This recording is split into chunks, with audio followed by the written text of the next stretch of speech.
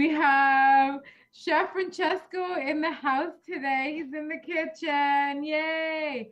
What are you cooking for us today, Chef Francesco? So I'm traditional Bobotie. So it's a South African food. Everybody knows how to do it. It's warm, fruity, flavorful, great for cold weather days or after a long expedition outside. It is easy, simple. You can prepare it the day before or the morning of. So when you come back from your adventure, you have it ready in the oven and it's ready for you. It has a lot of ingredients, but it is very fast and simple. So I'm gonna warm up my pan here. Very, very crazy. It uses two slices of white bread. Okay, so you're gonna cut up the crust. Now, don't throw that crust. If you follow our podcast, I will show you what to do with this crust one day. I'm gonna make some bread pudding. It's very good. So we're gonna keep that aside, and I'm gonna let it dry overnight, and put it aside, and then you will do some bread pudding one day. So you take 2 cups of milk with your 2 slices of bread. Soak in those breads in there. Okay. You're going to leave it there. Put that aside. We will come back to this. So, recipe time, guys. It's lots of stuff, but it is easy. So, I got a nice pot here. I have my cast iron warming up. 6 tablespoons of butter. So, you're going to melt this. Okay. Now, with that, you're going to use 3 medium onions, finely chopped. Put it in there. You're also going to use some up to 5 garlic cloves. I like my garlic. It's good for you and it has a really, really good taste. Now, with this, you don't want to overcook the onions. You just want to be able to soften them up. Same thing with the garlic, okay? So as soon as that is up, it is going to be ready for the next step. Now, a few fun facts about this Bobotie. It goes back from the ancient realms, okay? They used to use this concept of having the meat, and they would use the meat, pine nuts, some seasoning, some peppers, and some celery. Once that is cooked, they would top it off with some eggs and some other seasoning. So this recipe goes pretty far back to the Pellenian ex lacte. So pretty far in the ancient realms. Now, another fun fact. Okay, actually, I'm going to tell you another fun fact. Just stick with us. So this onion is softened up, and this is great. So I have the curry powder, 3 tablespoons of curry powder, 3 tablespoons of chutney. Chutney is a peach jam marmalade, but it's a little bit more bitter and sweeter. I don't have that, but I do have apricot. So I'm going to use the same amount, 3 tablespoons of apricot, but I'm going to use a little bit of tablespoon of lemon. And also, this is Worcestershire sauce, so 2 tablespoons of Worcestershire sauce, 2 tablespoons of vinegar. I use the rice vinegar. You can use white vinegar. And also, you have 1 tablespoon of turmeric. Now, you just have to keep a little bit of a pinch for later. Okay, so I have my onions here. So you're going to put all of this great ingredients in there. Mix it up. So I did keep a little bit of the turmeric on the side. You're gonna get some flavors.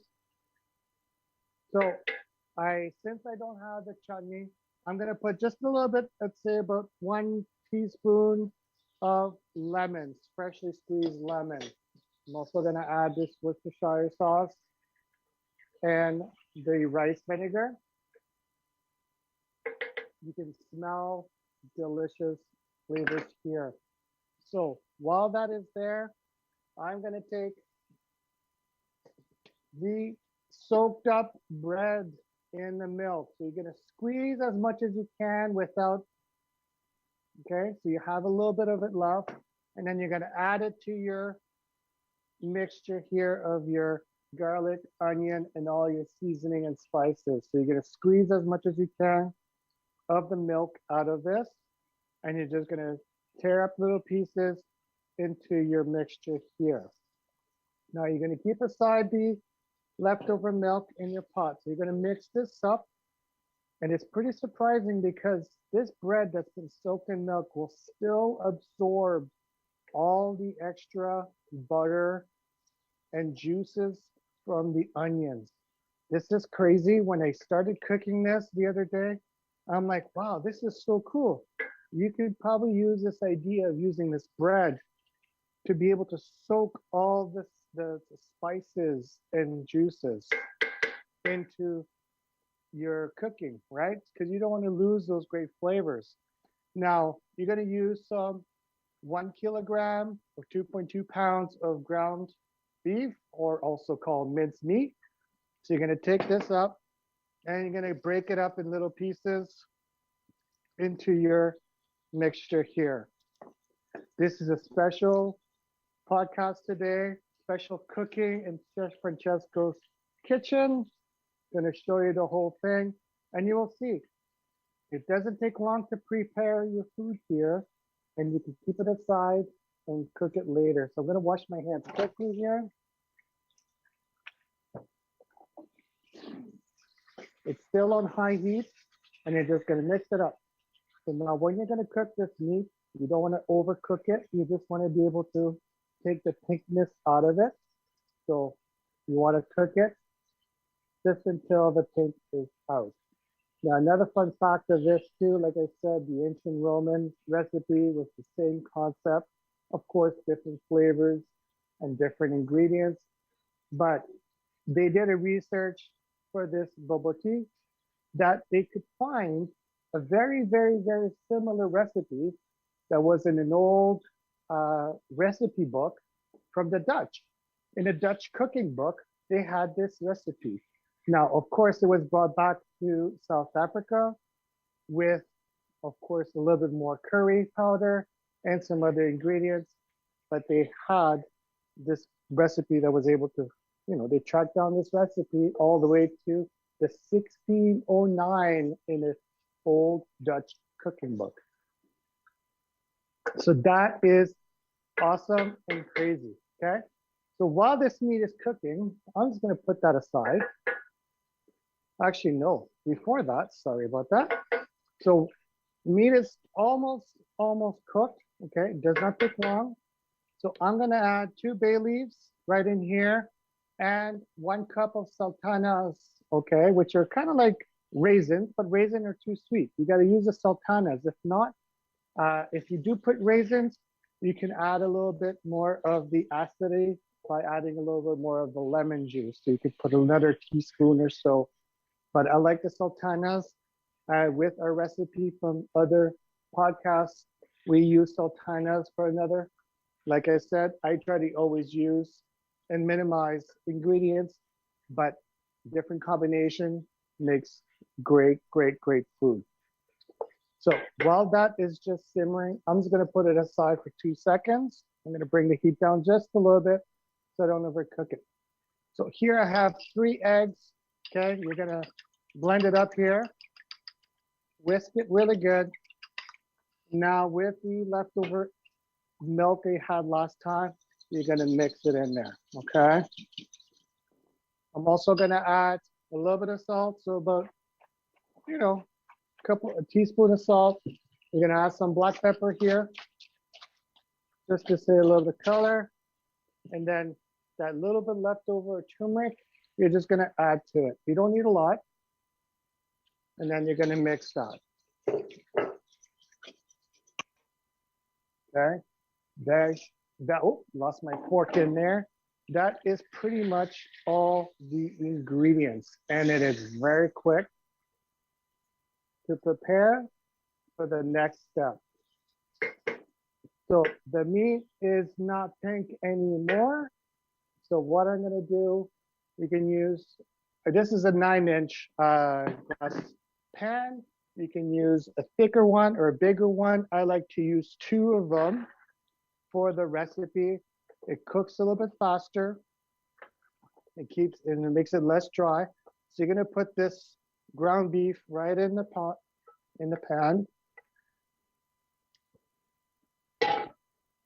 All right, push it down a little bit.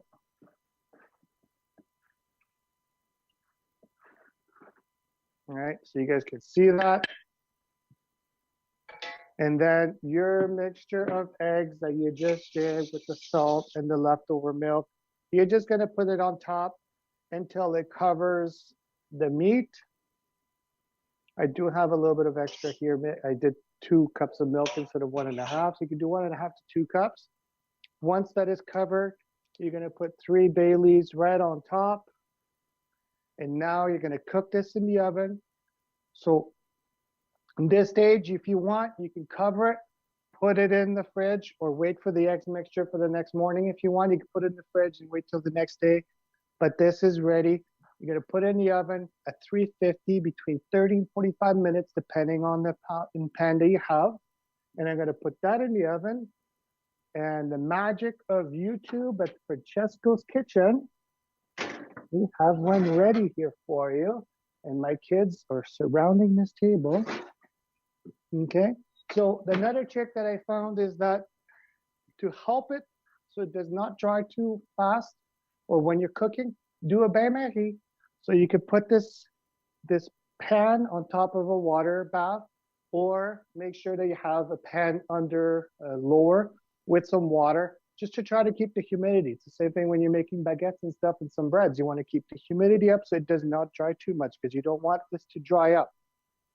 So I will show you the results here, and then I'm going to plate it up. Look at that. All right, so I'm going to take a little piece here. You can use a bowl, you can use a plate to serve it on. It also you can serve it on the side with some veggies and some rice if you like. But this is a good thing just by itself, like this. Actually, I'm going to put it in the plate so you guys can see what it looks on the side.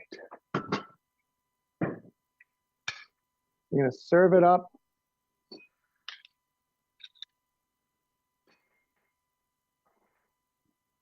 Here you go.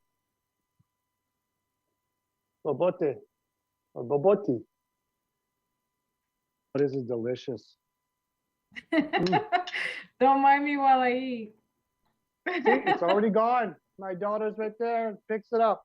Great Yay, job, Blake. great Great job. job. Yes. Stop the camera from Well done. What a way to. It almost looks like a quiche. It almost looks like a quiche, except with the thing. Almost looks like some meat pie, shepherd's pie, without the crust. Like, subscribe, give us comments, guys. Yeah. Donate.